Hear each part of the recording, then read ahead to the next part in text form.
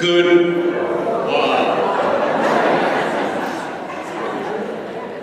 Good morning, everybody. Welcome. I'm Rabbi Javier Carapan, and I am Rabbi here at Temple Emanuel. I'd like to welcome everybody who's joining us this morning in person and virtually. I haven't gotten used to this sun yet. I've been here for about 3.5 months, and it's been a beautiful weather, sunny every day, no snow, no ice. I'm sure that will change one of these days. But in the meantime, it's been wonderful to get to know the area. I came here from Kansas City. I was there about 8 years, and before that I was a rabbi in Fort Wayne, Indiana for about 6-7 years. And before that I was in Ohio, that state south of here. I don't know if you heard about it. And then, but I came to the United States when I came to rabbinical school, and it's about 30 years ago. And my very first pulpit was in Michigan, in a place called Hancock, in the Upper Peninsula. And the weather was just like this. It was an early, the Jewish holidays fluctuate a little bit, so it was really early on. It was like the beginning of September, and it was beautiful like this. But my next pulpit during the year was in Fargo, North Dakota, so I try to improve that. So thanks for being here this morning. We'd like to thank all the organizations who are involved in helping this program possible.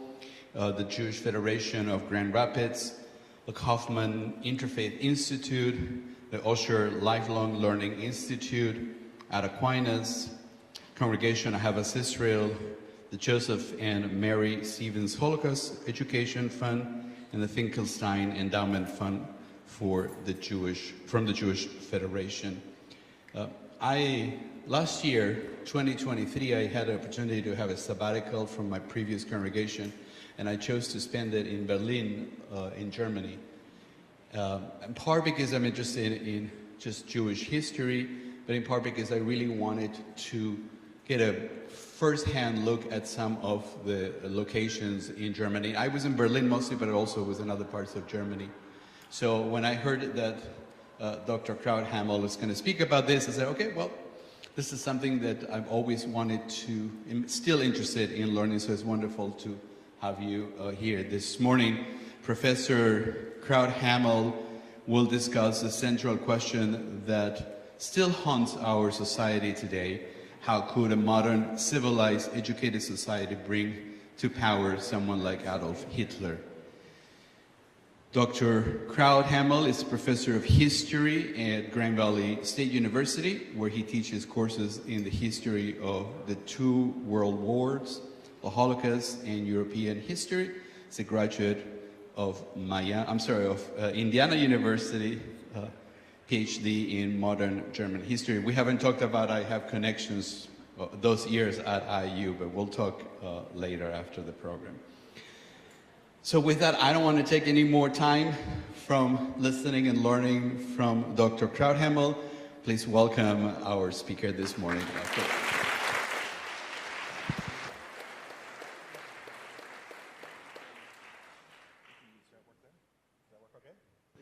Testing, can you hear me? Good, all right. He's going to do that in Q&A, so yeah. Thank you very much. Thank you, Rabbi Carapan, for inviting me to Temple Emanuel, and I want to also thank Bev Kagan from the Kaufman Institute, Interfaith Institute. Very kind of you to organize this, and I want to thank the Jewish Federation also, and new friends like Nicole Katzman. Thanks for making this possible.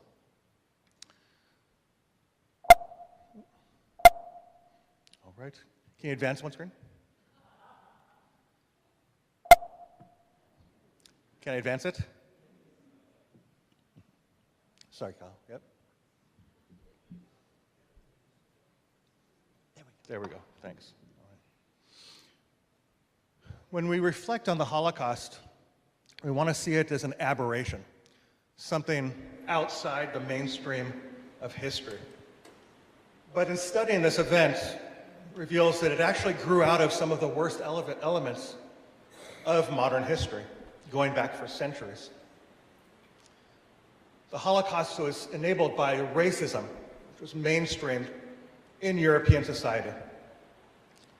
Conformity, indifference to racism from those who were not affected by it, people stood by indifferently. We see political extremism fueled this catastrophe.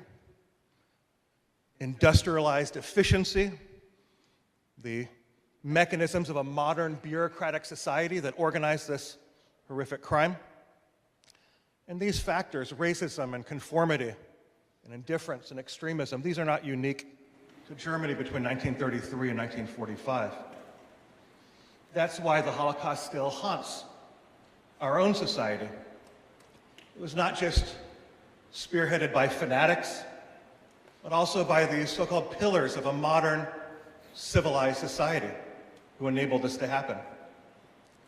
Doctors who designed systems for killing the mentally and physically disabled, systems of murder that were applied to Jews, lawyers who wrote laws, like the Nuremberg laws, which defined certain groups of people as inferior and non-citizens, professors who taught racism and nationalism in the most extreme forms, businessmen who profited off of mass murder, pastors and priests in the Christian churches, the vast majority embraced the Nazi regime, the hatred of Jews, communists and socialists, homosexuals. Those hatreds have been disseminated by the churches for centuries. And ordinary people, people with families and jobs, no history of criminal behavior. Over and over, we see them enabling, participating in, enthusiastically carrying out this crime. When American soldiers liberated some of the concentration camps in Western Germany in April of 1945, these American soldiers who had been at D-Day and Anzio and some of the worst battles in history, these men, after seeing the piles of corpses being bulldozed into mass graves, there's footage of these soldiers weeping into the cameras. They cursed humanity. These soldiers cursed God that something like this could happen. And they said, if there's anything that we can learn from this, if there's anything that can come out of this that could benefit humanity, it's that there'll be no more hatred, no more prejudice, and no more bigotry. Yet, of course, hatred and prejudice still exist. And this is why we teach the history of the Holocaust, is because it represents a warning from history about what will happen if we don't protect human rights. After Auschwitz, we know where prejudice ultimately leads to. It's difficult to comprehend the scope of this crime. The numbers of people killed, it's almost too abstract to absorb. 6 million Jews murdered between 1933 and 1945. 5 million people in other categories, the Roma and Sinti, so-called gypsies, socialists and communists murdered. 15,000 homosexual men were killed in the Holocaust, mentally and physically disabled. One historian tried to break this down to try to give a more tangible sense of the scope of the inhumanity. Just at Auschwitz alone, 1.1 million Jews were murdered. At the highest rate of killing, that was up to 12,000 a day, about 500 people per hour killed. That breaks down to 8 people per minute, or 1 human being every 7.5 seconds. How could a modern society, mostly Christian, educated, which saw itself as civilized, reach that level of violence? To understand that, we have to go back for centuries. The gas chambers and factories of mass death, that was new. But the hatred and prejudice that fueled the implementation of mass murder, that was not new at all. One historian on the Holocaust, one of the major books on the subject, he started his book by going back for centuries, looking at medieval history and tracing what he sees as a pattern that unfolded and culminated in the 20th century, Raoul Hilberg wrote, "The missionaries of Christianity had said in effect, 'You have no right to live among us as Jews.' The secular rulers who followed had proclaimed, 'You have no right to live among us.' And the Nazis at last decreed, 'You have no right to live.'" In the medieval period, the Catholic Church taught the idea that Jews were outsiders, enemies, abnormal. In the eyes of the Catholic Church, and later the Protestants as well, Jews committed the unforgivable crime of not being Christian. Less than 1% of European society were people who came from Jewish backgrounds. But they're forced to live a separate existence by the sumptuary laws set up by the Christian kings and clergy. Jews were not allowed to interact with Christians at all. They're forced to wear the Judenhut, the Jew hat that was called, to distinguish them. Jews were forced to wear badges on their clothing to set them out if they were seen on the roads. And for centuries, the Catholic Church attacked this group as an easy scapegoat. Jews had no rights, no military, no police to fight back against centuries of violence. Jews were stereotyped as being in league with the devil, being subhuman. They were portrayed in art by Christians in power as less than human, as animal-like predators, right, trying to destroy Christianity. With no rights and no power, Jews were easily scapegoated for any ills that befell society. Wars, famine. During the Black Death in the 1300s, a catastrophe caused by a bacteria that people didn't know about, when those in power, the Christian kings and princes, couldn't solve this crisis, they deflected onto the Jewish population, blaming them for causing the Black Death. Hundreds of thousands of Jews were killed throughout Europe, scapegoated for this disaster. In the 16th century, as reformers like Martin Luther and John Calvin broke away from the Catholic Church, Jews asked if this would signal a change in how Christians would perceive this minority. Martin Luther wrote an essay in reply to this question, in which he wrote, "What shall we Christians do with this rejected and condemned people, the Jews? I shall give you my sincere advice. First, to set fire to their synagogues or schools, and to bury and cover with dirt whatever will not burn, so that no man will ever again see a stone or cinder of them. This is to be done in the honor of our Lord and of Christendom, so that God might see that we are Christians, and do not condone or knowingly tolerate such public lying, cursing, and blaspheming of his Son and of his Christians." We live in a democratic world where at least the theory of coexistence is a cornerstone of a democracy. But in this time period, in the 1500s, right, tolerating difference, right, was seen as sinful. And for Christians, those who were different, who thought differently, or from a different background, they weren't just a different culture, they were seen as a problem, an enemy. John Calvin similarly wrote, "The Jews, rotten and unbending stiff-neckedness, deserves that they be oppressed unendingly and without measure or end, and that they die in their misery without the pity of anyone." These passages from mainstream Protestant leaders signal there will not be a change after the Reformation in perceptions of Jews, and that the hatred of Jews is mainstream and taught by those in power.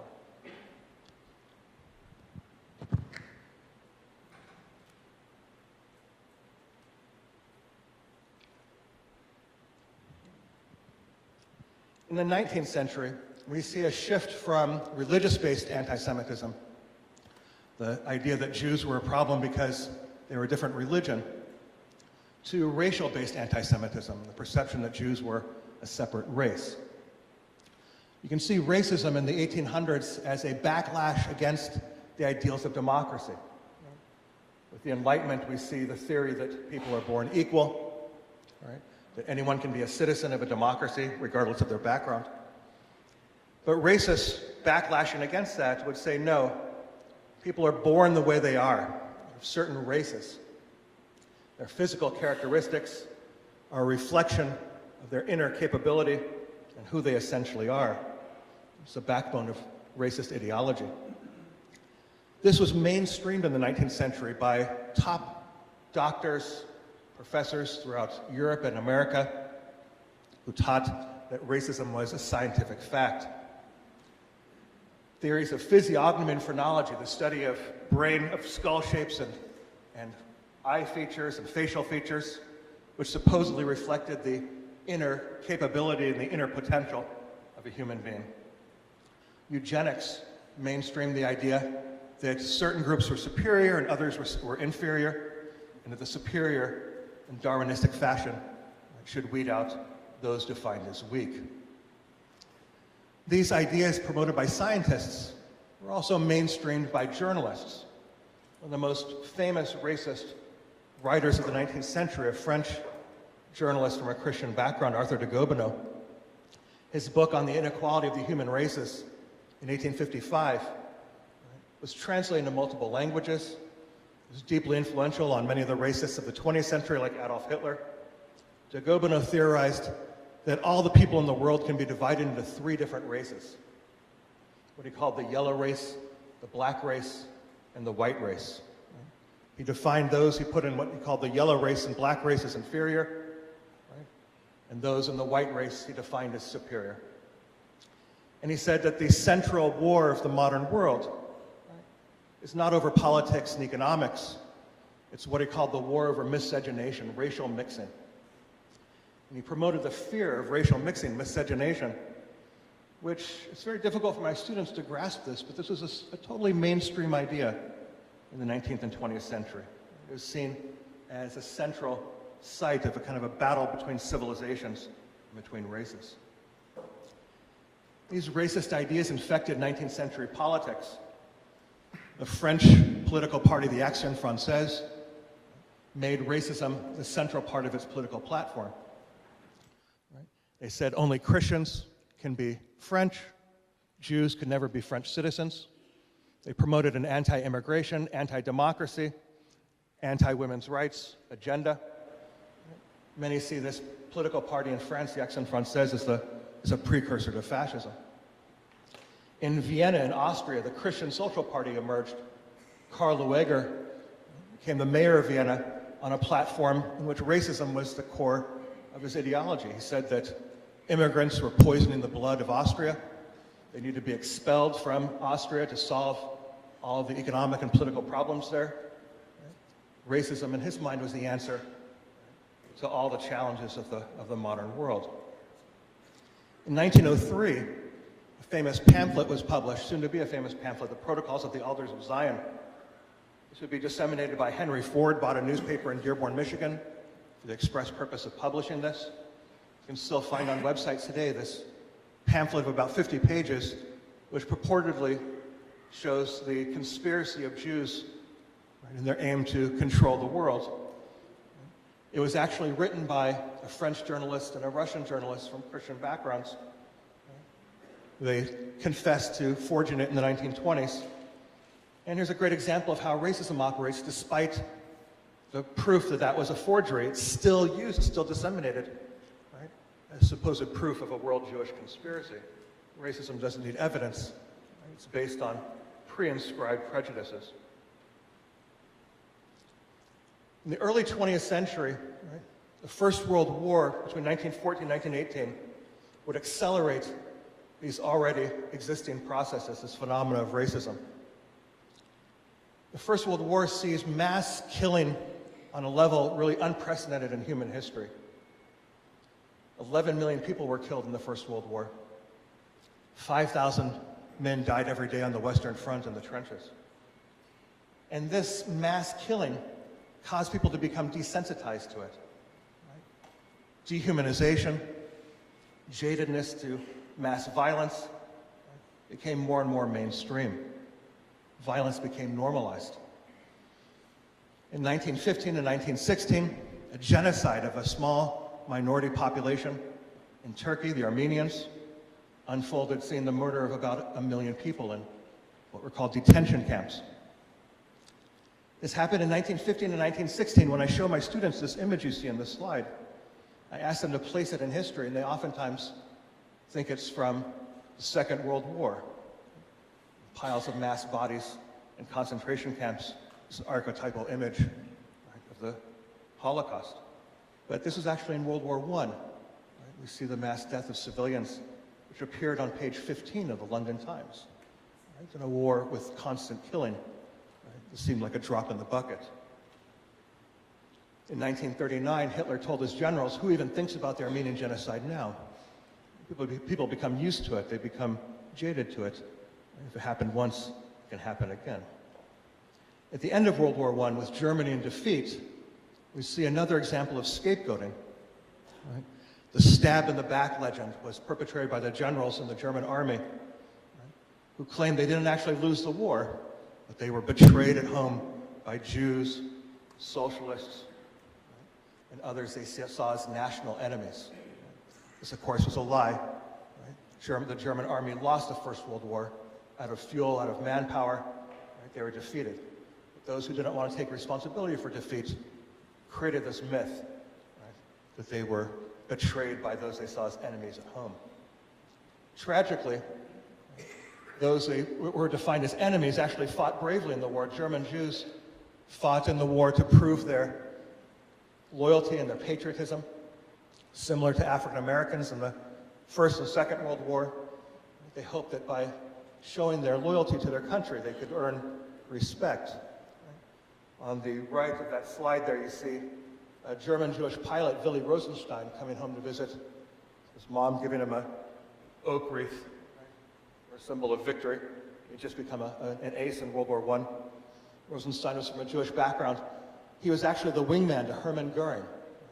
A nobody in World War I.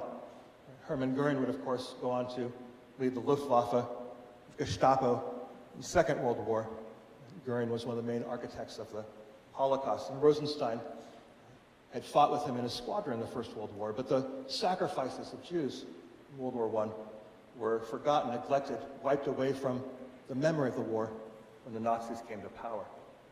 Over 100,000 Jews fought in the First World War. 12,000 died in World War I, a higher percentage of their population than their Christian comrades. Fascism, and Nazism as a form of fascism, grows right out of the experience of the First World War. One historian said that fascism is the demon stepchild of World War I. You can see without World War I, the ideology of fascism and an audience prepared to support these ideas would not have been enabled. What is fascist ideology? What is Nazi ideology? I carefully define this for my students because you see this word fascism thrown around in our contemporary discourse, oftentimes used by people for any group that they don't like their politics, right? So it's important to define it. Fascism is characterized by extreme nationalism. The Nazis taught the idea that the nation, right, and sacrificing for the nation, right, is the ultimate obligation of the individual, and that nations are in a state of constant war with each other. The Nazis also embraced a leadership principle. Hitler's moniker, he was called the Führer, the leader of Germany, right? Similar to organizing a society based on militarized ideals. Right? This notion of turning civil society into a military battleground, a military hierarchy, was a key part of Nazi ideology. The Nazis idealized violence. They created a kind of a cult of violence. Hermann Goering said that it's not reason and democracy and rationality that drives history, but force and violence. And the Nazis believed that violence was the natural state of the world. That even though World War I ended, they saw themselves in a constant battle with those they saw as enemies at home. We see in fascism and Nazism an emphasis of emotions over reason. In his famous work in the 1920s, Hitler carefully defined the nature of propaganda and how it's to play on people's emotions. The art of propaganda lies in understanding the emotional ideas of the great masses and finding, through a psychologically correct form, the way to the attention and thence to the heart of the broad masses. The receptivity of the great masses is very limited. Their intelligence is small, but their power of forgetting is enormous. In consequence of these facts, all effective propaganda must be limited to a very few points. We must harp on these slogans, until the last member of the public understands what you want him to understand by your slogan. The Nazis were quite deft at using simple slogans, right, pounding it over people's heads over and over, not based on reason or rationality, but playing on irrationalities of hatred and resentment. Right? The Nazis never hid their goals to destroy Jews and other groups of people. This was outlined in Mein Kampf and Hitler's speeches over and over again. Right? Concrete, precise policies, not so much. Right? But playing on people's resentments, on their prejudices, would be a cornerstone of Nazi ideology. The Nazis also waged war on the freedom of the press.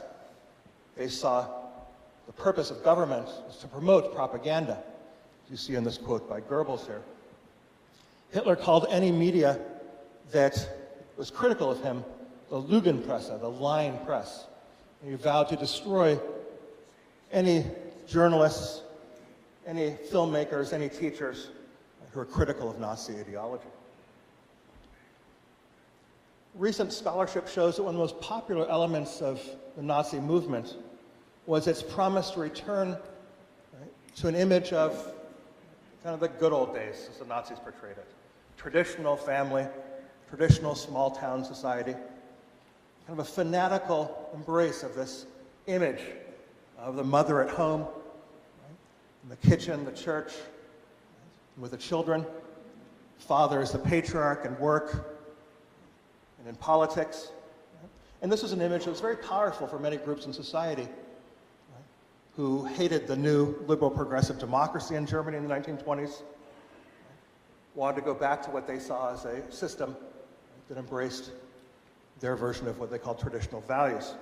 What was new here, you see in this poster promoted by the Nazis, right, the lower part of that poster would be very familiar to people who want to embrace this idea of traditional values for men and women. But the eagle, symbolizing the state, is the willingness to intervene on anyone who transgressed these boundaries. The woman said she wanted to go to college first, maybe have children later. If someone was gay, someone was seen as going outside these boundaries, right, they faced not just ostracization, right, but they could be arrested, attacked by the state, and destroyed. The Nazis were opposed to women's rights. They pushed women out of jobs that were seen as traditionally male.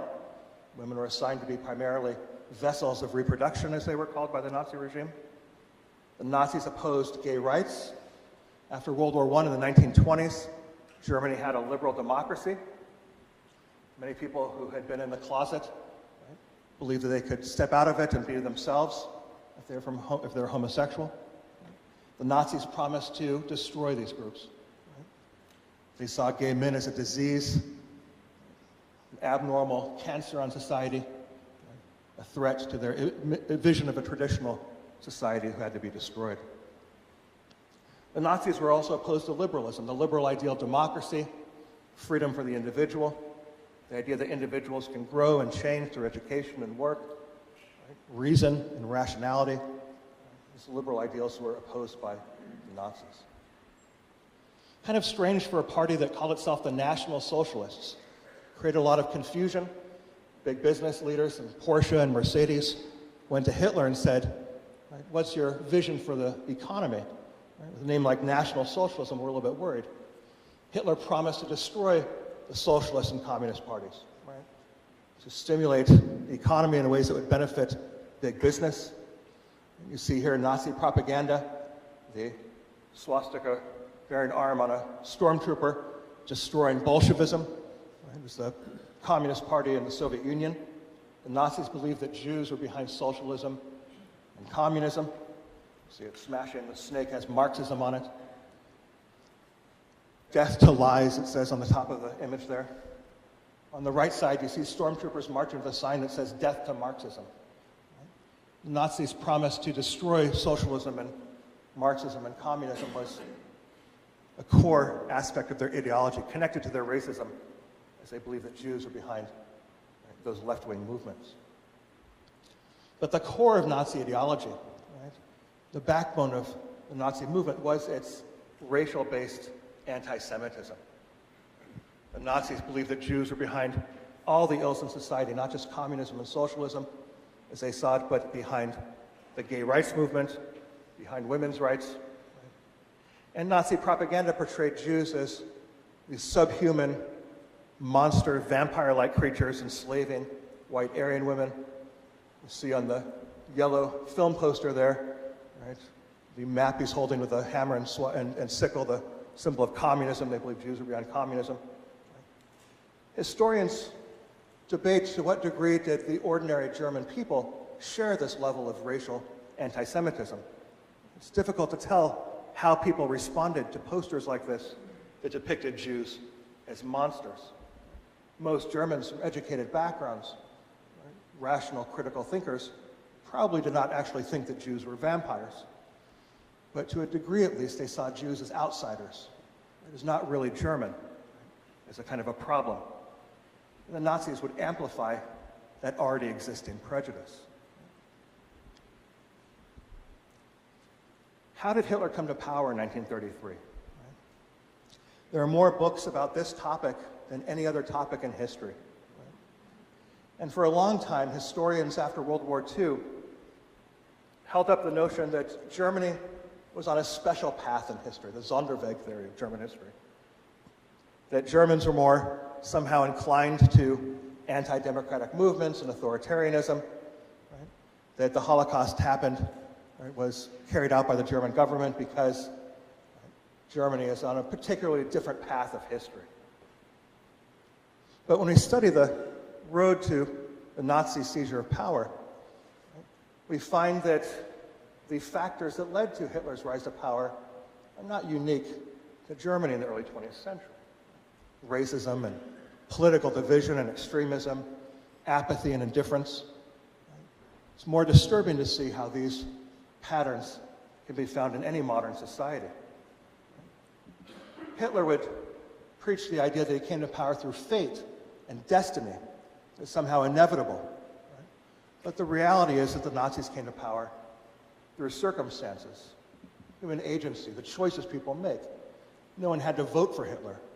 No one had to appoint Hitler to power. Right? These were decisions made by certain political groups who shared Hitler's hatreds and prejudices. And this is why this topic gets so much study from societies like ours. As Ian Kershaw, the great historian, said, the rise to power of the Nazis represents a warning from history to any society, including any democracy, right, about what could potentially happen.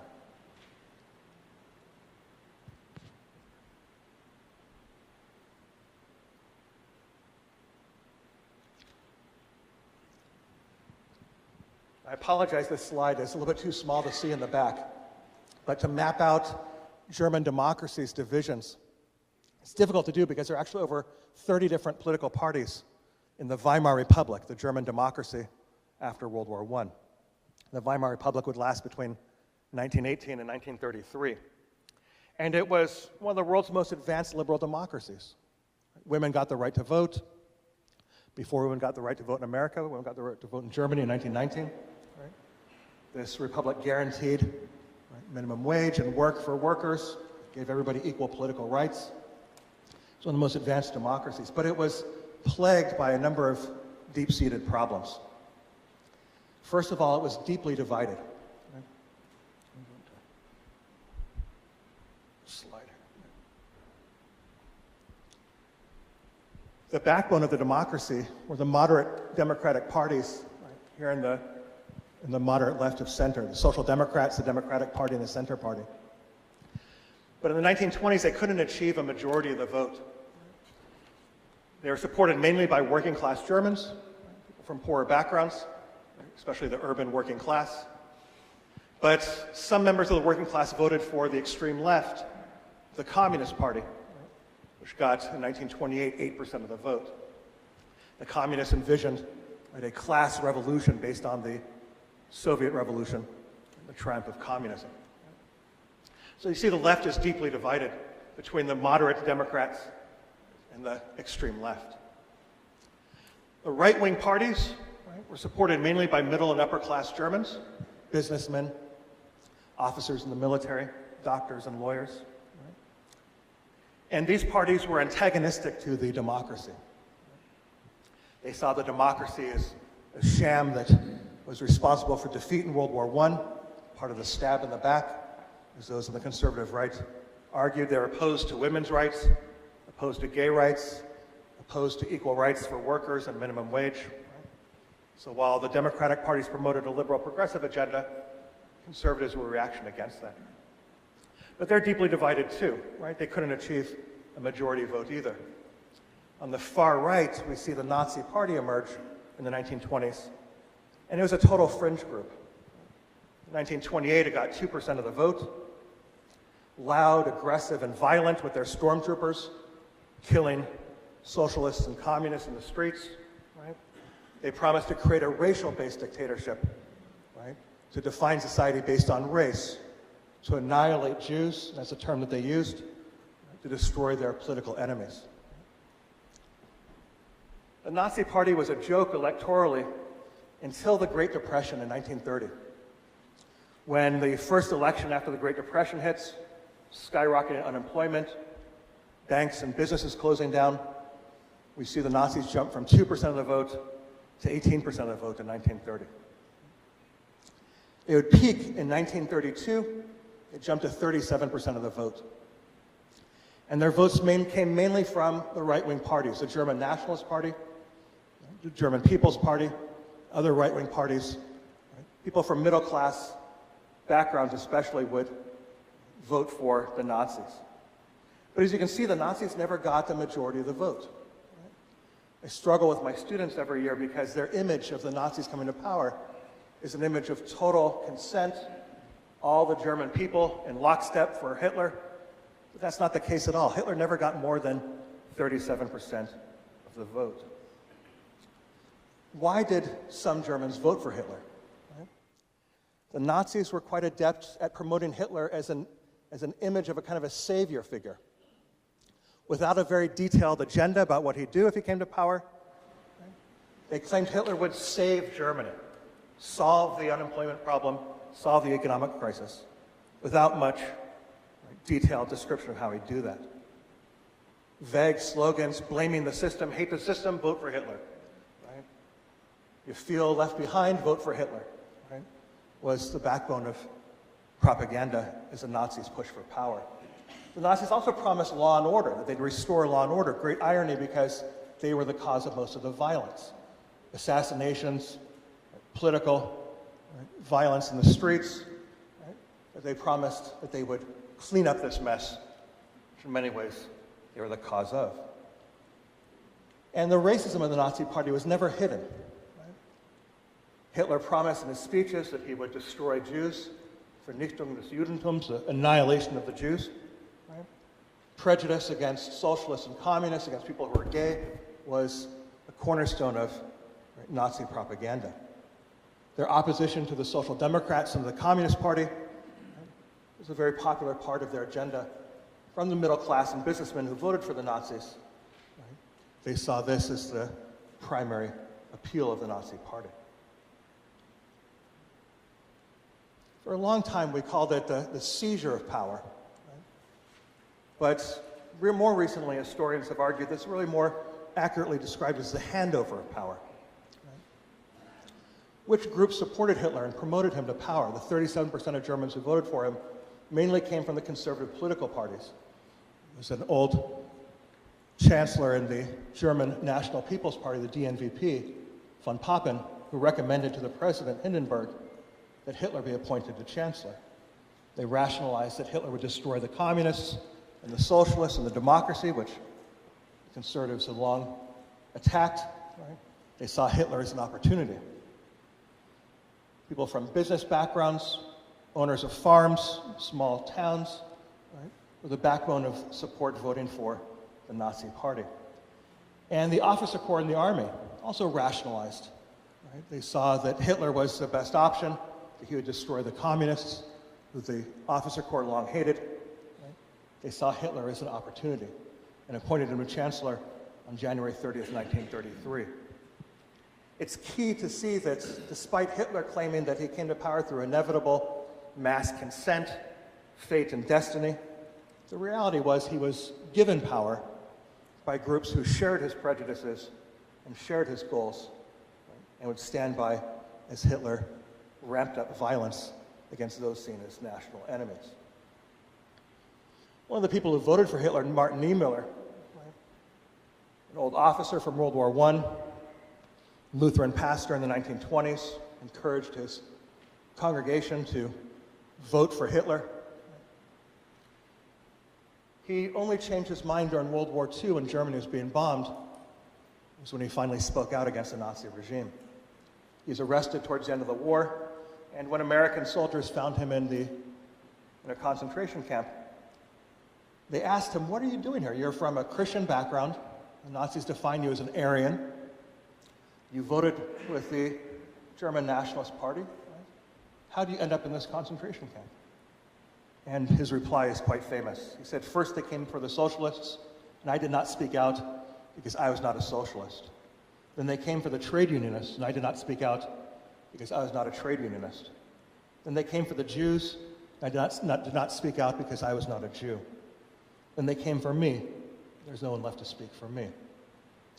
Niemöller survived the war and joined a moderate political party in the 1950s with Germany's new democracy after World War II.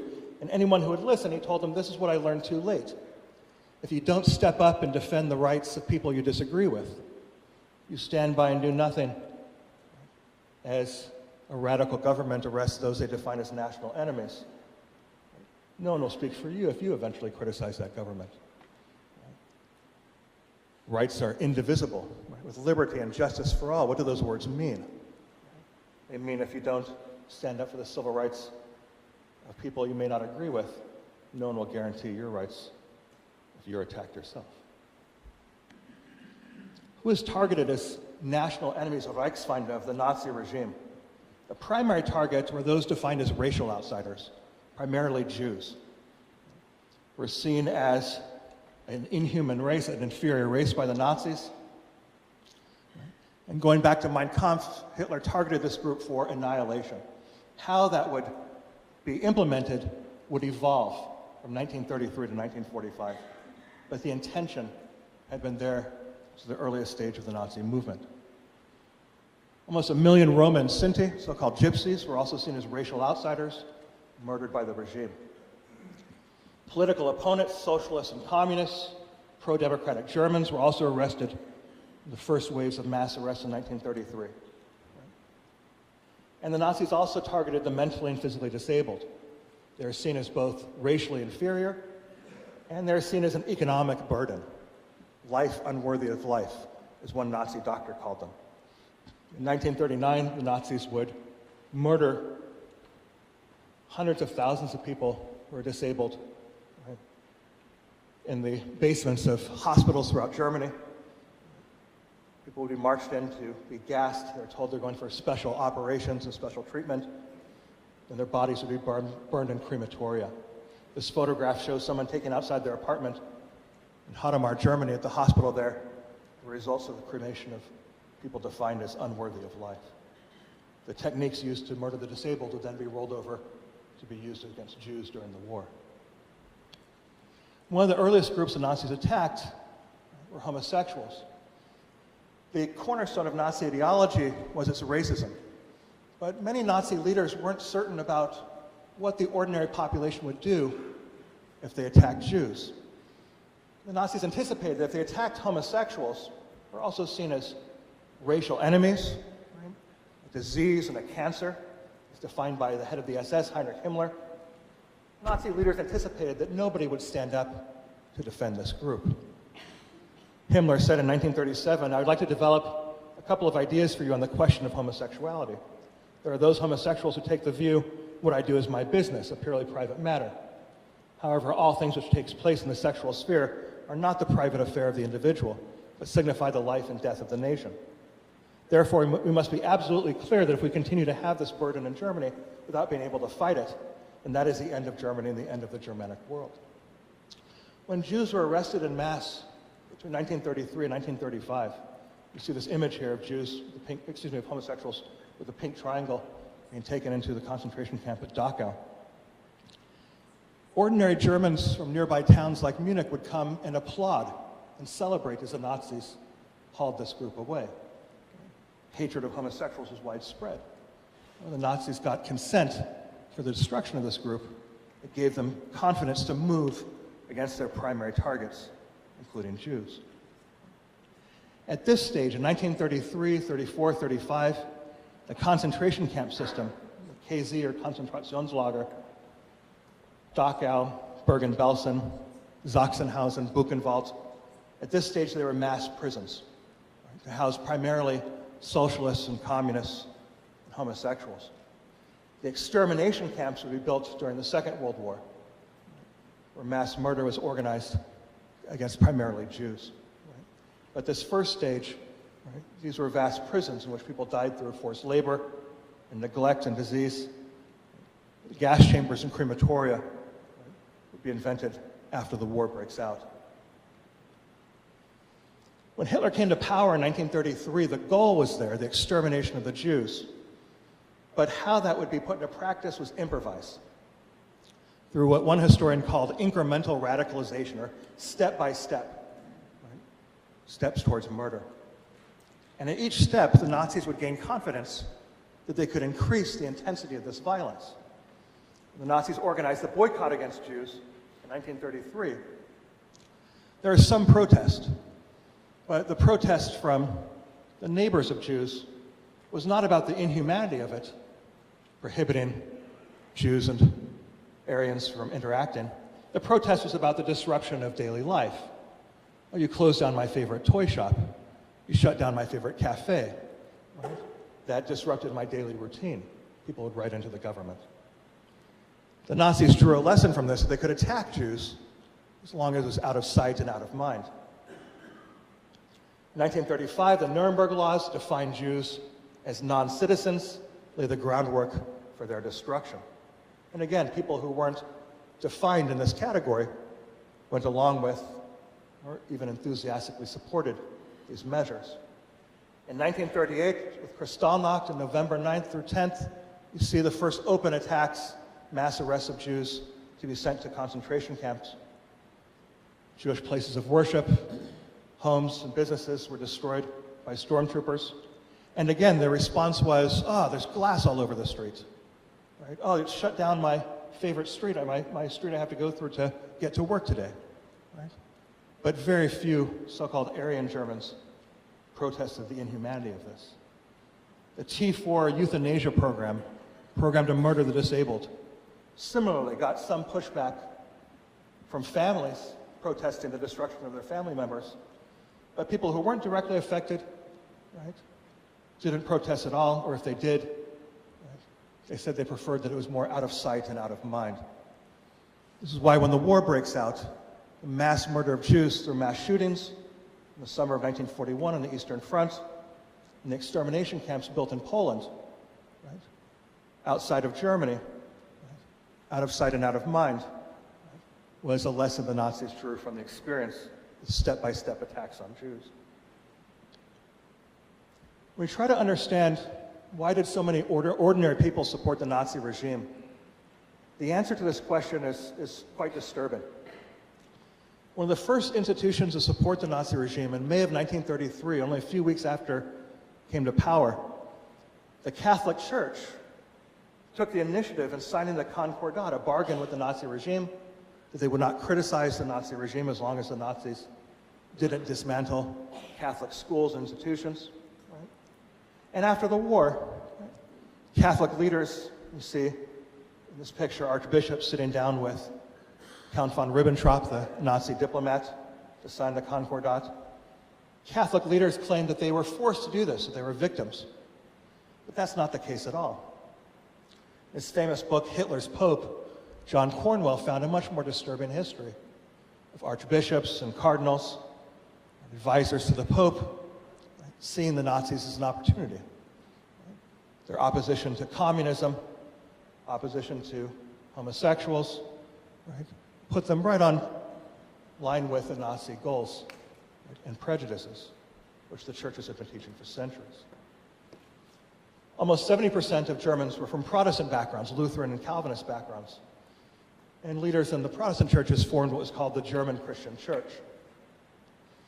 Pastor Gerhard Hahn wrote an essay early in the regime's coming to power, The Cross of Christ and the Swastika, in which he said the church must affirm without reservation Adolf Hitler's total state, the last bulwark against the Satan of communism.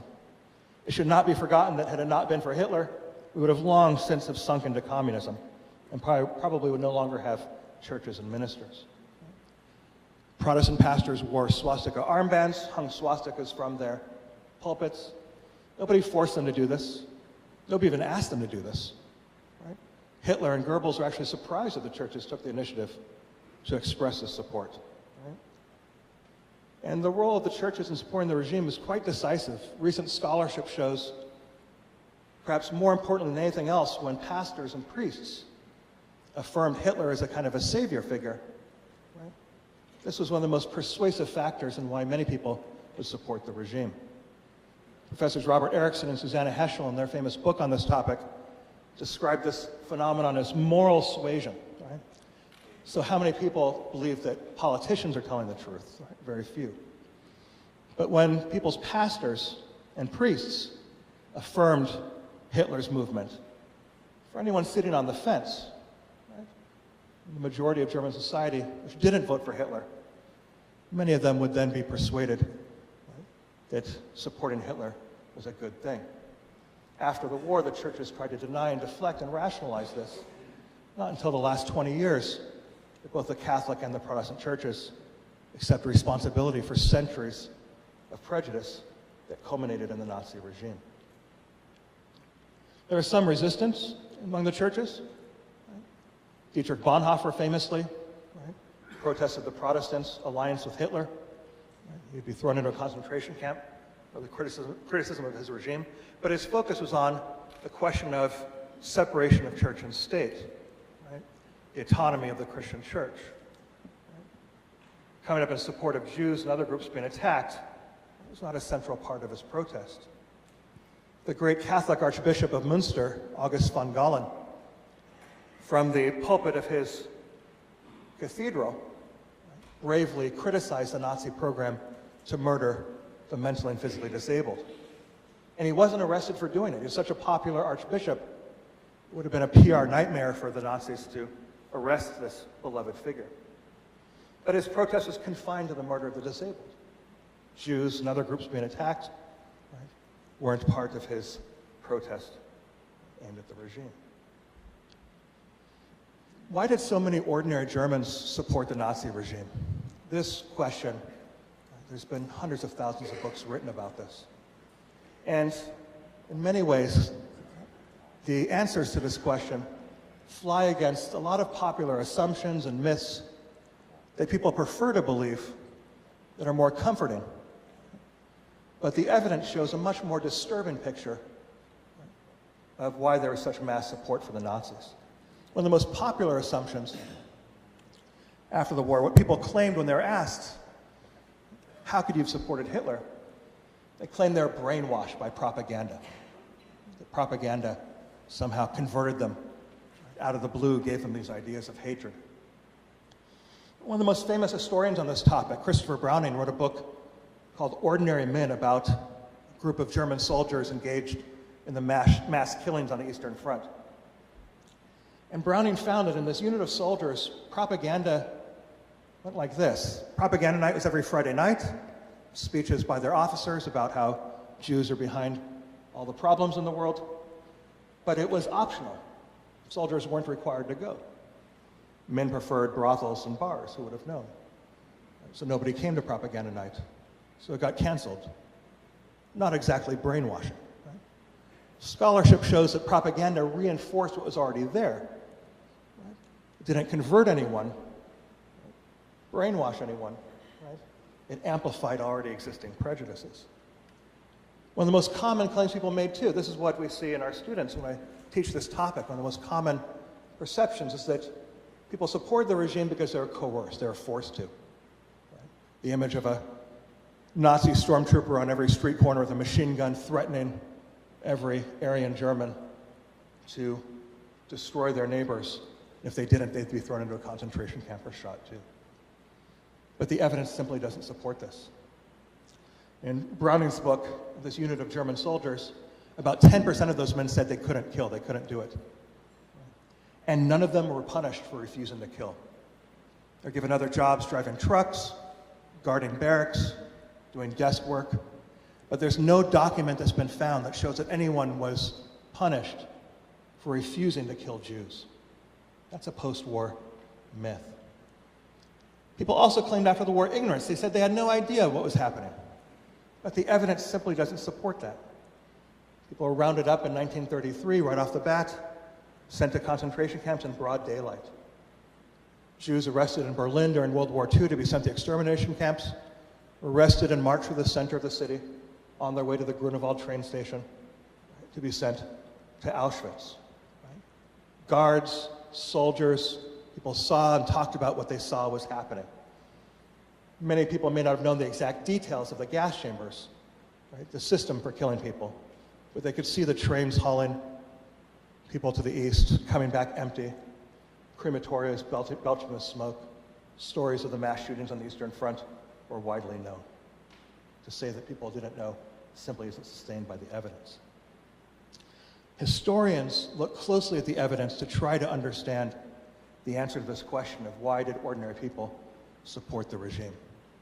And one of the most interesting sites of study, I think, is scholarship by historians like Robert Golatly, you see recommended there, and you'll see him interviewed here in a moment. In his book, Backing Hitler, he investigated letters written by ordinary Germans to the Gestapo during the 1930s. Letters like this one you see here, which people wrote, "I think there's a Jew hiding in my neighbor's backyard. You should come and arrest him." Signed it Heil Hitler. You see at the bottom of the letter there. The context for the writing of these letters is important. People wrote these letters with nobody asking them to do so. They weren't forced to do it. On their own initiative, they wrote to the regime. And you can see that played out here. I want to show a brief clip from the great documentary by Ian Kershaw, All the Nazis, A Warning from History. This interview in the late 1990s of a woman who wrote to her neighbor, wrote to the Gestapo, recommending the Gestapo come and arrest her neighbor. And this woman here is interviewed about why she wrote this letter. And we can ask this question: what do you think motivated her? What did ordinary people like Resi Krauss place for them in German society for as long as the Nazis ruled? Those who remained always risked the attentions of the secret state police, the infamous Gestapo. And here in the town of Würzburg lies a clue to just how the Gestapo operated under the Nazis. Almost all Gestapo files were burnt by the Nazis as the Allies came into Germany, but in Würzburg, American soldiers prevented their destruction. Only recently have the files been studied, and a surprising picture emerges of how the Gestapo actually functioned. To start with, far from there being a Gestapo officer on every street corner, there were only 28 secret police officials for the entire Würzburg region of nearly 1 million people. I think the Gestapo could not have operated without the cooperation of the citizens of Germany. By that I mean it would really have been structurally impossible for them to do so.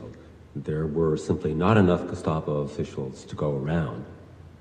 Somewhere between 80 and 90% of the crimes that were reported to the Gestapo came from ordinary citizens. The main job for the Gestapo was sorting out the denunciations. This seems to have been their preoccupation. The citizens of a town like Würzburg didn't so much have to fear the Gestapo as what their neighbors might tell the Gestapo. Every German was at risk from denunciation. A woman who lived in this garden house on the outskirts of Würzburg in 1938 first came to the attention of the Gestapo when she was denounced by a relative. She was called Ilse Sonja Totzka, and her Gestapo file lies in the Würzburg archive. After years of denunciations and Gestapo harassment, she was sent to Ravensbrück concentration camp during the war, where she died. Her crime was simple. She didn't fit in. She avoided her neighbors and had Jewish friends. She is put under very general surveillance, not by the Gestapo, but by the Gestapo asking her neighbors to keep an eye on her. What happens is that one neighbor after another, for one reason or another, come forward with information, but all of it adds up to really one thing. She may be just too unconventional for her own good. And of course what this does is that small town mentality, people keep after her, they keep noticing her, and it's fueled again and again by yet another denunciation. The denunciations in her file contain mostly gossip about her, that she is acting suspiciously and has shady friends.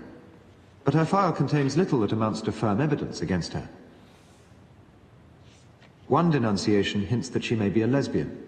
It says, Miss Totska does not seem to have normal predispositions.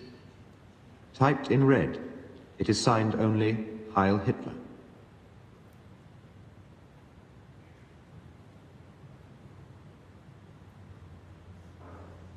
Another denunciation bears the signature of a 20-year-old neighbor, Resi Kraus.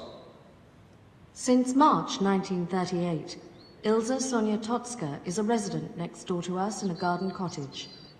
She rarely has visitors. Now and then, a woman of about 36 years old comes, and she is of Jewish appearance. She has always been sympathetic. I would like to mention that Miss Totska never responds to the German greeting, Heil Hitler. To my mind, Miss... Neben uns in einem Gartenhaus eine Ilse Sonja Totske. Ja, Die genannte ist mir aufgefallen, weil sie einen jüdischen Einschlag hat. das ist ja ein Mist. Das ist ja ein Mist. Das stimmt alles. Ne? Nein, das stimmt nicht. Also ich lese mal kurz zu Ende. Ja, natürlich. Das Verhalten der Totske ist mir auffällig und ich habe angenommen, dass sie sich vielleicht irgendwie zum Nachteile des Deutschen Reiches betätigen könnte. Ich mache deshalb bei der Geheimen Staatspolizei diese Mitteilung. Weitere sachdienliche Angaben kann ich nicht machen. Nach Selbstlesen unterschrieben, Also Resi das ist Kraus. Herr Resi Kraus, ja, Ja. das ist mein Name. Und ist das denn Ihre Unterschrift? Das ist meine Unterschrift. Ja, Ich kann das gar nicht verstehen. nee. Weiß ich nicht, kann ich Ihnen nicht sagen. Ja. Bloß, wie erklären Sie sich dieses Dokument? Das ist ja seltsam, ne? Kann ich nicht verstehen. Das ist ja wirklich eigenartig. Ja. Und da hat eben die Gestapo viele Leute befragt, ne, Ja. damals. Ja. Ja. Ich kann mich nicht mehr erinnern. Können Sie Maria einfach- Therese einfach geboren nicht mehr dran in erinnern? Würzburg. Das weiß ich nicht. Das könnte, die Adresse stimmt, meine Unterschrift stimmt, aber woher das kommt, weiß ich nicht. Ja. Sie grinsen, das belastet mich. Ja, naja, das ist ja auch ein seltsames Dokument. Ja, aber ich habe mich mit einer Bekannten unterhalten, die sagt, mein Gott, sagt sie, dass sie jetzt nach 50 oder 51 Jahren noch einmal anfangen. Das, Ne? Aber das sind ja Sie, der anfängt. Ne? Ja, da haben wir, ich weiß nicht, ob Sie das schon einmal gehört haben. Ich meine, ich hab Kinder schlafen, habe Kinder ermordet, ich war ja nicht einmal im BDM gewesen. Mein Vater hat zu mir gesagt, BDM, sagt er, ich lasse dich nicht zweimal in der Woche da bei der Nacht danach in die Stadt fahren. Also ich habe sie mir erzählt, wie ich so streng aufgezogen worden bin. Jetzt fängt es an zu regnen. We used to think that the population was manipulated and brainwashed from above. Now what we're beginning to see, by looking at the social history of the kind one sees in these Gestapo dossiers, we're beginning to see that the system is actually manipulated from below by lots of people for all kinds of reasons, some of them selfish, some of them fewer idealistic. But what we get now is a dramatically different picture of what the system was like.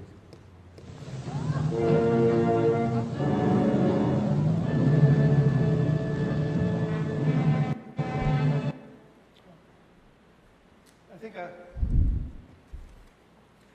good good transition to question and answer would be for me to ask first a question I ask my students.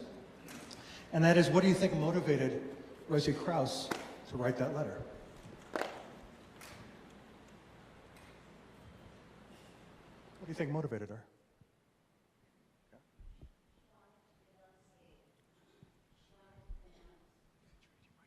She wanted to denounce somebody Yeah. before she was denounced. Really, yeah. She wanted to denounce somebody before she denounced, so she's deflecting, do you think? Yeah? Yep, and she wanted credibility. Yeah. Did the Gestapo ask her to do that? Did they knock on her door and say, we're going to get you unless you get your neighbor? That's what a lot of people claimed after the war, right? They said, oh, I'm a victim too, right?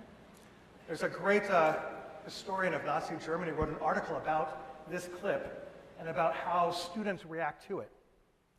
And the most common reaction that we get, and so my colleagues here who have taught this clip before as well, is, well, poor Rosie Krauss, this nice old lady on the bench there.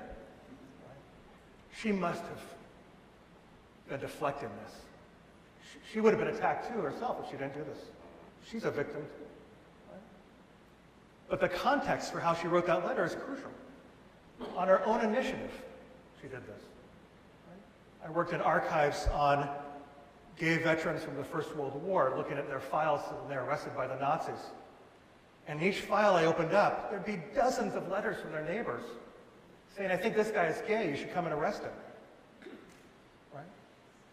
The Gestapo could not have done what it did, making lists of homosexuals, making lists of people who were Jewish, without these letters of denunciation coming in. Right? But nobody asked anyone to write those letters. They did it on their own initiative. What do you think motivated them? Yeah?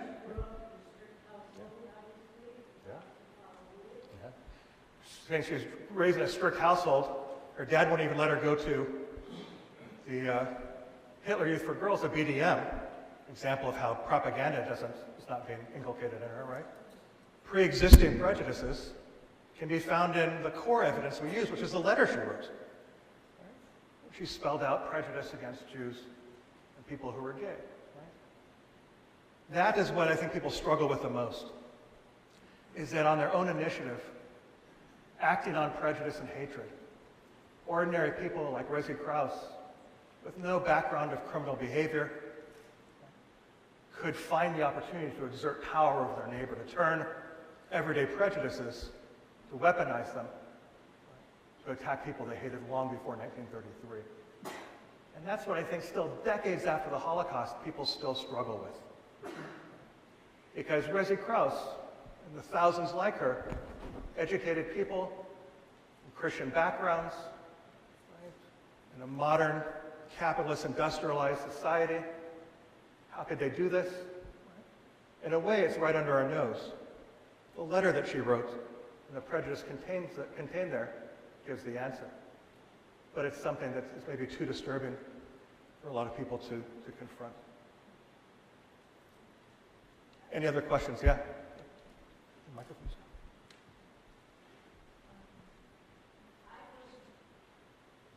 I was a child in the Netherlands during the Second World War. I was in third grade when the war ended. And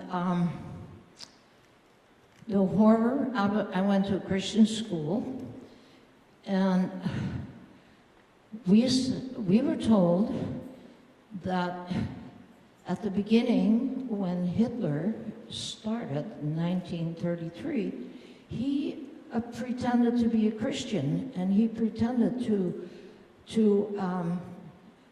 help the poor, and actually we have someone similar. And so as soon as Christians discovered what Hitler was doing, they started helping the Jews. My aunts and uncles had a Jewish boy. We had, my girlfriend had a cousin that came to our school in second grade.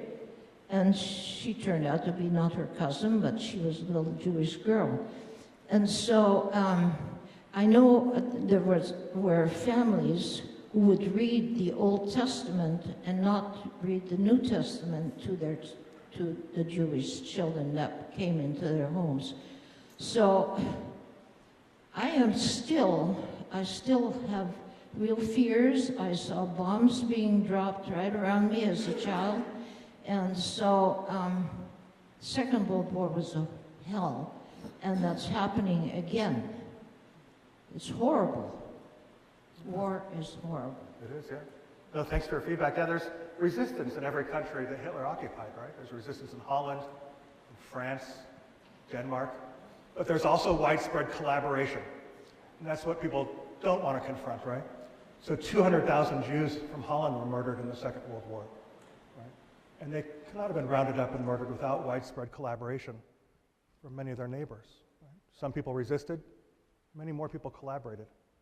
I assigned a book to my students by a great historian named Jan Gross, a book called Neighbors, about a small town in Poland called Jedwabne, where the Polish Catholic population there killed all 1,500 Jews in their town, face to face, right, with clubs and knives.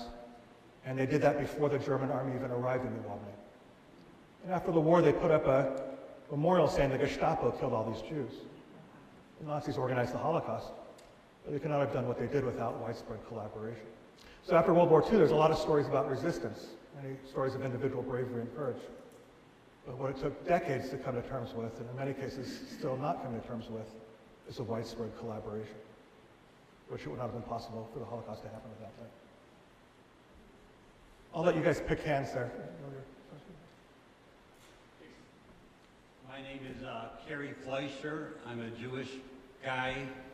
I just want to say to everybody here how thank you for attending. Thank you so much for attending. The first step to fighting hatred is to learn what causes it. We learn what causes it, and then we are empowered to fight it. Today is a very good day. Thank you all.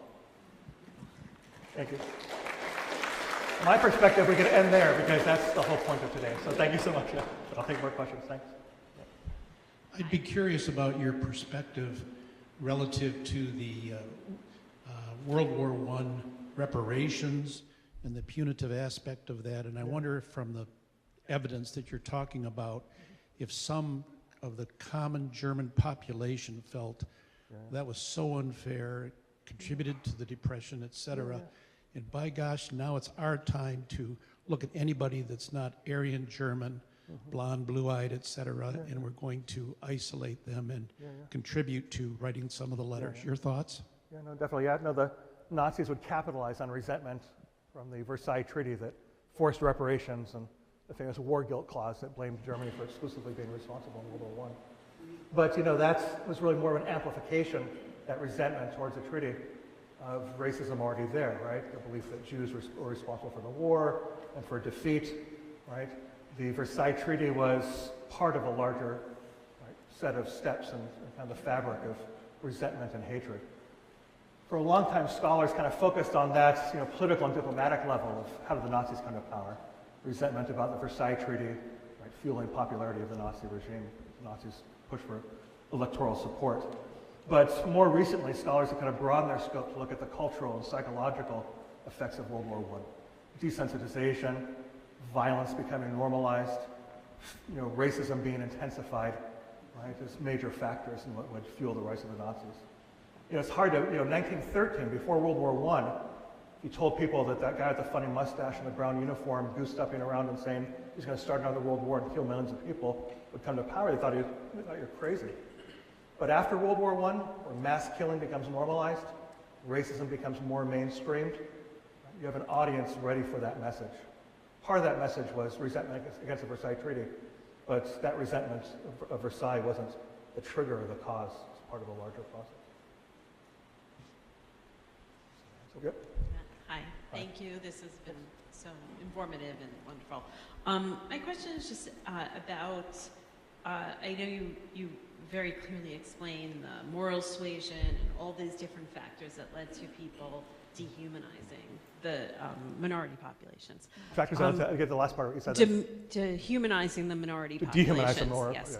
Yeah. But my question is, to what extent do you think financial gain had anything to do with neighbors turning on neighbors? And specifically, I know, maybe in different parts of the world where this took place, there might have been shtetl, so maybe, and there was less affluent Jews. But in the modern society, to what extent could a neighbor tell on someone and then actually take over their property? When was that happening, and to what extent was that happening? No, great question. It played a major role. What was called Aryanization, when Jewish homes and property were taken after the Nuremberg laws, or during the occupation of, say, Western Poland, right? Families defined as Aryans, right, could take over property owned by Jews. A few years ago, a book was written by an historian named Gertz Ali, who argued that that was the primary motivator for people attacking Jews. It's that people profited off of it, right? They looted Jewish property.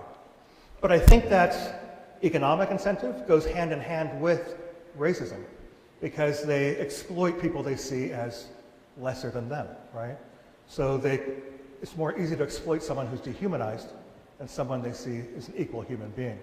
So as historians debate what was the primary motivator, racism or economic exploitation, I don't think it's one or the other. I think they go hand in hand in a lot of ways. But we see more and more evidence of how important that was, right? Many of the architects of the Holocaust were businessmen, architects, accountants, who enthusiastically profited off the destruction of Jews. But they also shared those racist prejudices, right, that went hand in hand with that economic exploitation. Just as a follow-up, sorry, how direct was it, though? If this Resi Strauss, I mean, this woman wasn't Jewish that she told on, but, if someone is taken out of their home, how direct is it? Would it just, go to the state, that property? Or would it actually, could a neighbor just move right in? People knew that if a Jewish home was taken, a home would be put on the market for $1, right, a mark, right? SS men had first dibs on it, right? And they raced enthusiastically to take that advantage, right? So it was a major factor, right? And during the war, right, more and more people were able to exploit their neighbors in that way. So it played a major role, but that goes hand in hand with racism, because they see the people they're exploiting as unworthy human beings.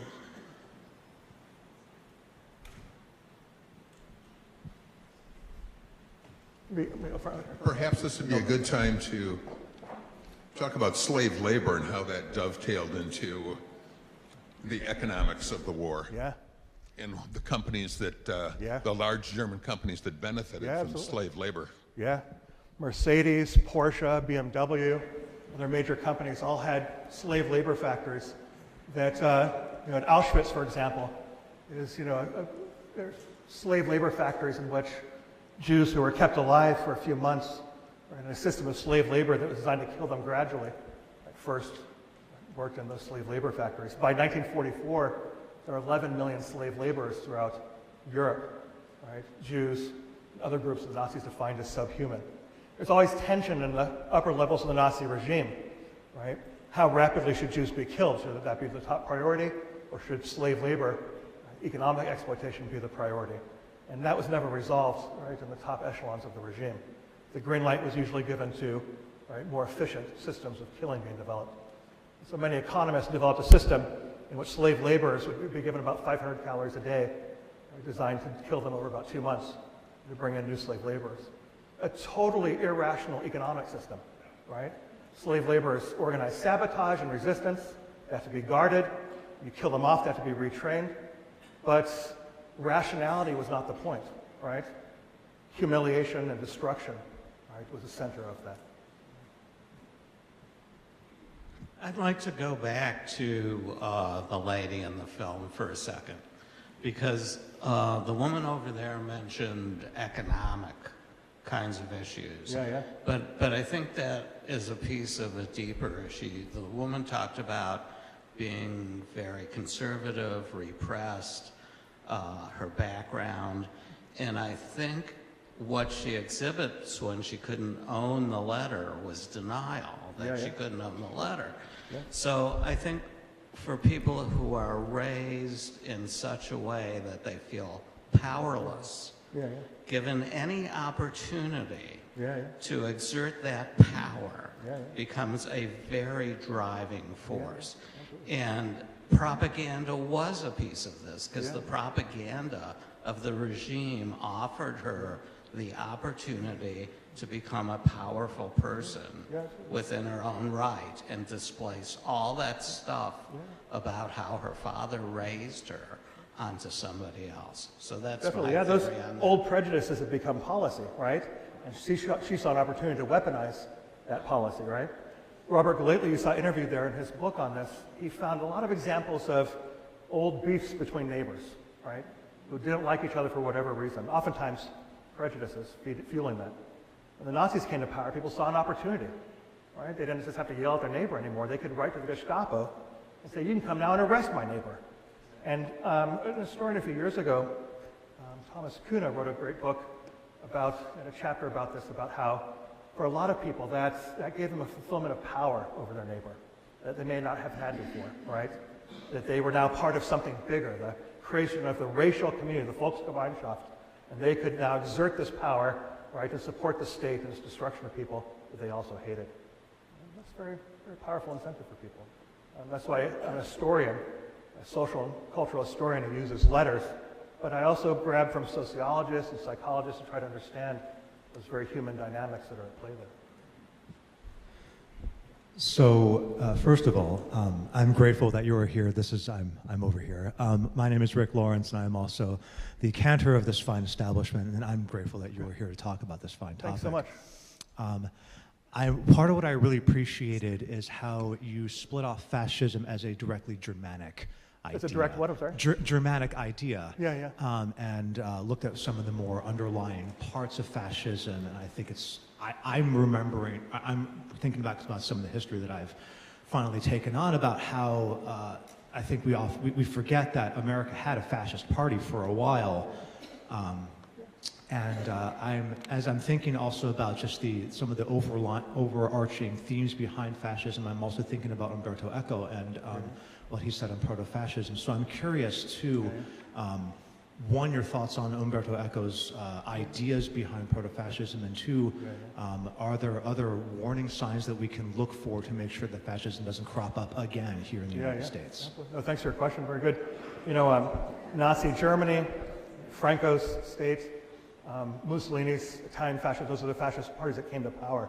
But you have fascism all throughout Europe and America as well, political parties trying to gain power. You have the British Fascist Party under Oswald Mosley.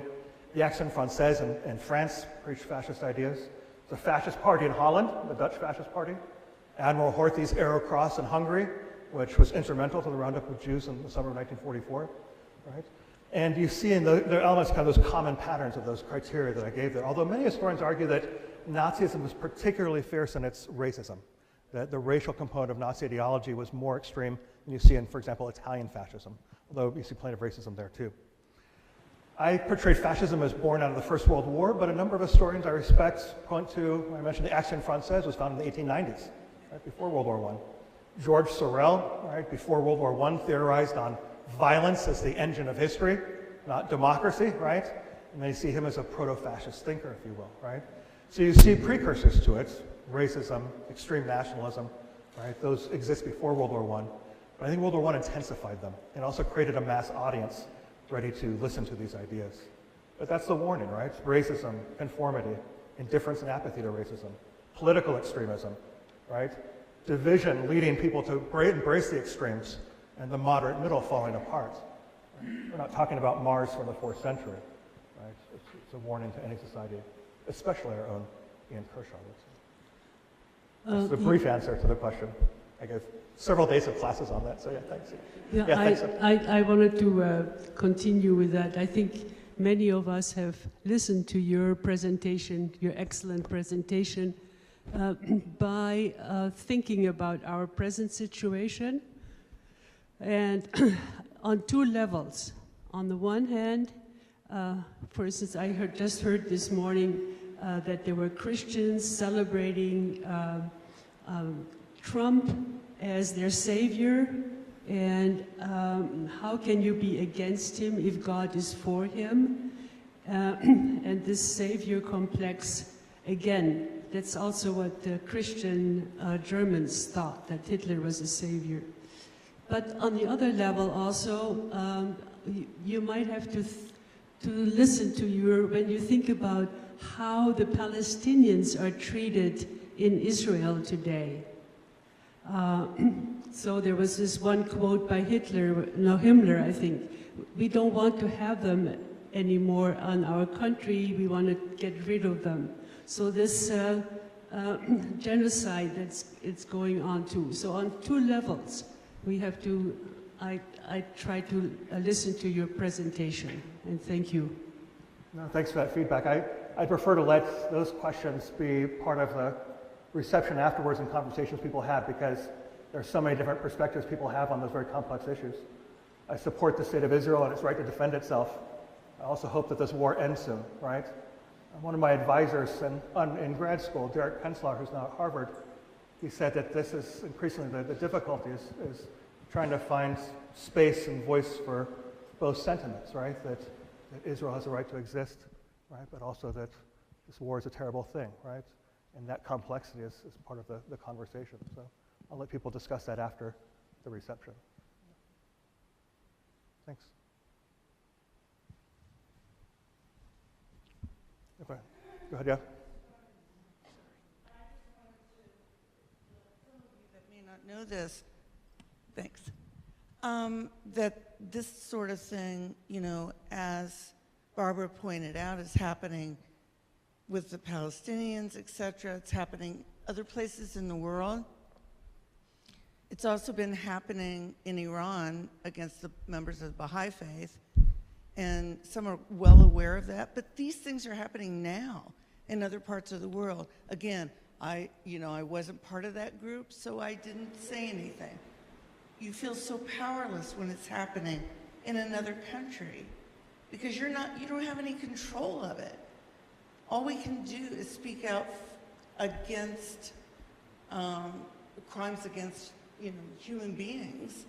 Talk to our congressman when there's a resolution. We're so limited, it seems, on what we can do. I know I'm a member of the Baha'i faith, so I know some of these things. After the revolution, the Islamic Revolution, Baha'is were arrested for being Baha'is. They had to try to escape. They couldn't escape through traditional means because you had to declare your religion when you left the country. So they had to escape over the mountains into Pakistan. We know people that experience this. And it's still happening where people are being arrested and put in prison. And you know what they charge them with? They're spies because they're colluding with Israel. Because the World Center of the Baha'i Faith is in Haifa, Israel. So they say they are spies for Israel. That's what their crime is. But they're really arrested because they're Baha'is. This sort of thing, if we really got down to it, could be happening in many places in the world. We all need to be praying, I think, to God to, help alleviate this suffering that's happening all over the place.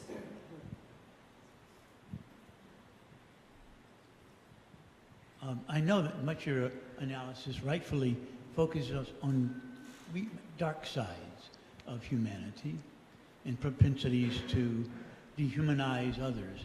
But I know there's also chapters in that history that emphasize the common humanity, and there are righteous villages even, one in occupied France, and I can't remember the name of it, but I think it phrased in it, Sur Lyon. So what is your analysis? How does it account for and look at those people who resist systematically and communities that resist systematically? Thanks for your question. That's why I included in my slide presentation there Bonhoeffer and von Galen, famous people who courageously protested the regime, right? One historian studying Dietrich Bonhoeffer, for example, described him as a flickering light in a room of darkness, right? But part of that flicker is that Bonhoeffer's protests was primarily about his worries about the autonomy of the Christian church, right? Jews and homosexuals and socialists and communists. Eventually he protested the attacks on Jews, but it wasn't necessarily central to his protests. You do see resistance, right? You see people who would after the war be named righteous Gentiles, for example. But most resistance happened from people who were attacked. Right? Jews resisted, socialists and communists resisted, people who were gay resisted. People who weren't in those categories, very few examples of resistance.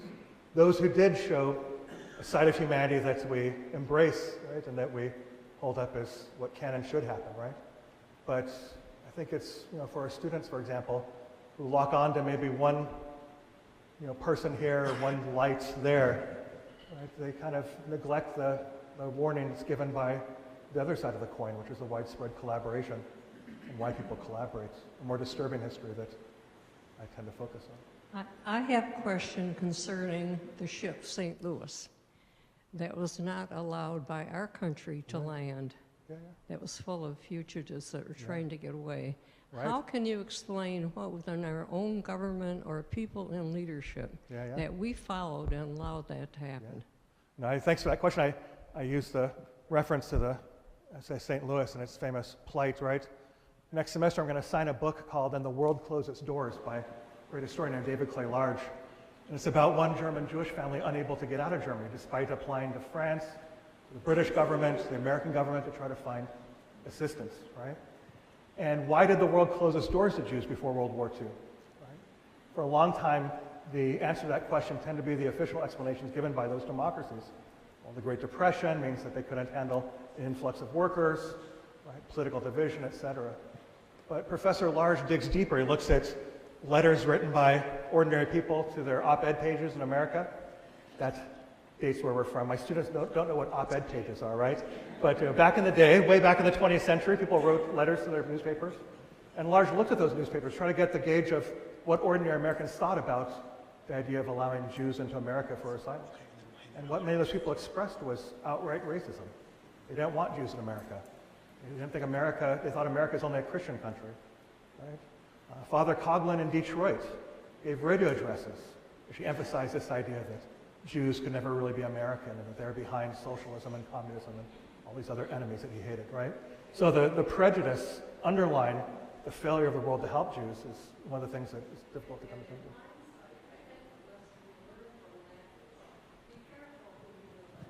Yeah.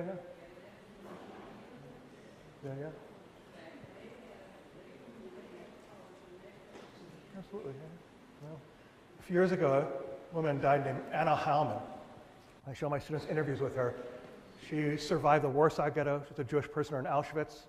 She was one of the women who smuggled gunpowder from the slave labor factory to be transferred over to the other side of the camp and used to blow up one of the gas chambers in October 1944.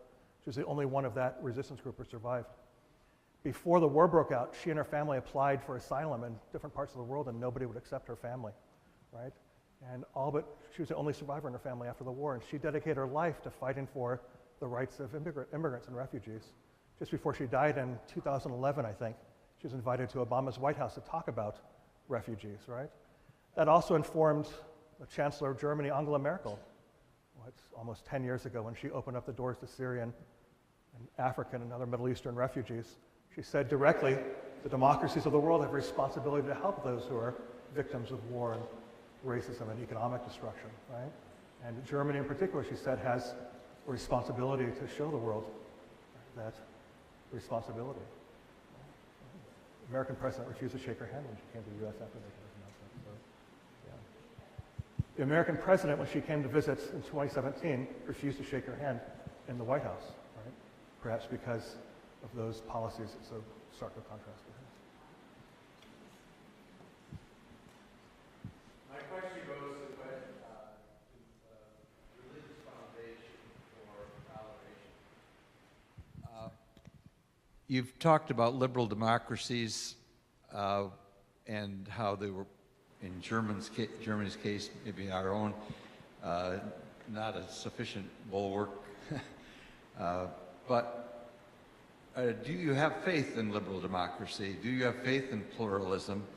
And if so, in Jewish tradition or scripture, where do you find support for those concepts? I don't have faith in much of anything. I'm a secular humanist skeptic, but I have hope for human beings, right? And the question we had earlier about the points of light, right? That's what I try to believe in, is that people are fundamentally good. I'm a teacher who believes in the ideals of the Enlightenment, which celebrated notions of equality and human rights and rights for women and freeing people who were enslaved, right?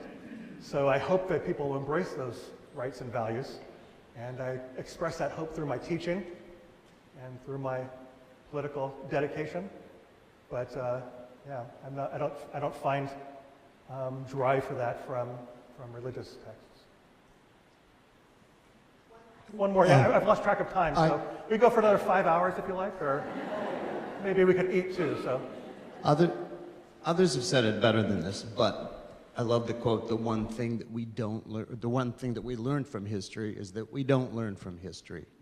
And it seems to me that that's, you know, what's happening right now, what's been happening since 2016, when he came down the escalator, immigrants, murderers, and then especially in the last 2 weeks, what we're hearing, the language. It's what I'm hearing, everything you just said is what I'm hearing now. So what's your thoughts on it? So your pessimistic professor who gave this pessimistic talk, I'm going to end on optimism, and I'm going to say, no, people do learn from history. Not often enough, maybe, right? But when Angela Merkel opened the doors of Germany to refugees, allowing over 1 million people who were victims of war into their doors, one of our friends in Berlin, all of our students volunteered to go to the train station to bring toys and food and shampoo and clothes to those kids and those families coming off those trains, right? When refugees from the war in Ukraine came to Germany and other parts of the world, right? Ordinary people came, and a lot of people were older people who said they remembered what it was like to be a victim of war, right? They remembered what it was like to be a displaced person, and they applied that memory to try to help people who are victims of it. Too often we see people who don't learn from that past. I think we find plenty of people who do as well, and I hope to focus on their story to inspire us. Jason, I'm going to bring our Q&A to a close, but I'll have you come to the front. Thank you so much for your time and wisdom today. Thank you very much. Thanks for inviting me. I just really quickly would like to invite Nicole Katzman from the Federation, and Ian, why don't you come forward as well? Thank you so much for coming. As mentioned, it is critical that we are all in the room having this conversation about owning our history, our place in it, and how we can learn from it. And there is one person in this room that's responsible for bringing us all together today. And so, Bev, we want to have you come up. Thank you, Bev. So we can...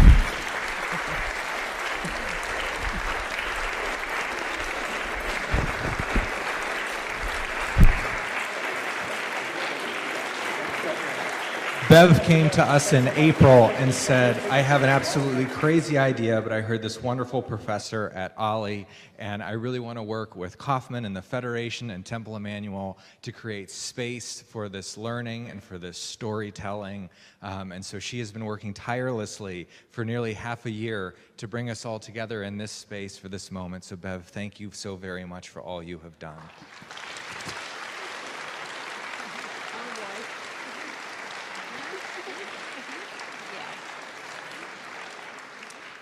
I promised I'd embarrass you, and I'm going to. Not only have you worked tirelessly on this, you've become a personal friend and mentor, and I thank you so much.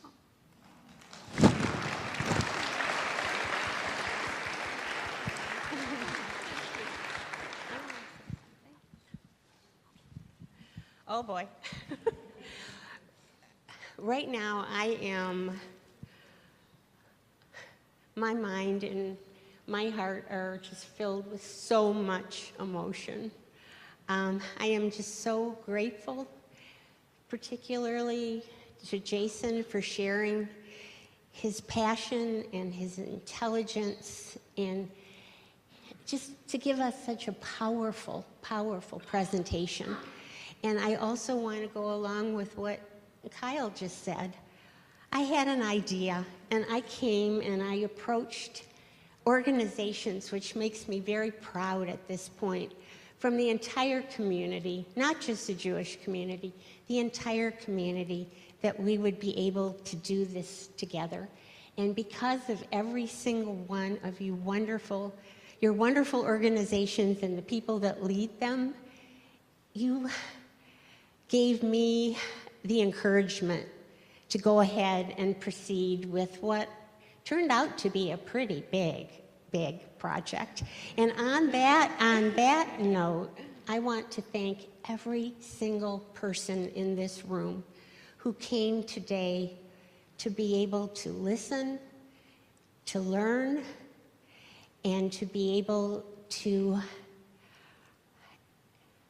go ahead from this point on. But I look at the incredible number of people in this room, and I am filled with hope.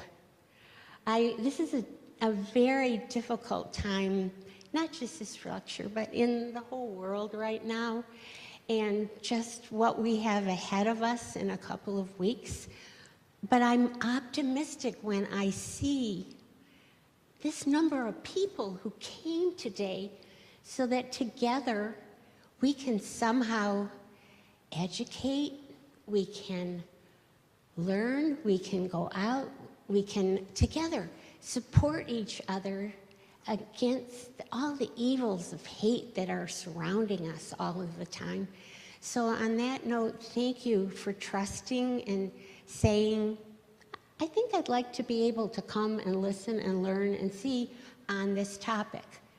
But you're wonderful. I thank you for coming, and please come and enjoy our reception, which is pretty incredible.